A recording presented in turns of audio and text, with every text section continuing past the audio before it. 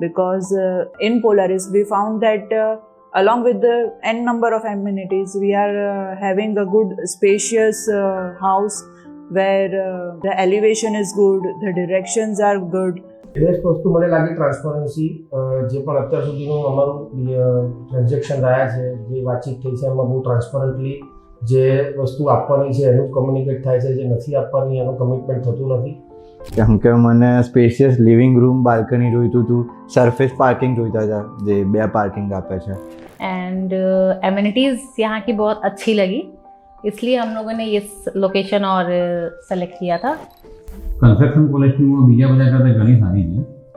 Finishing wise, otherwise બીજું ઘણું સારું છે.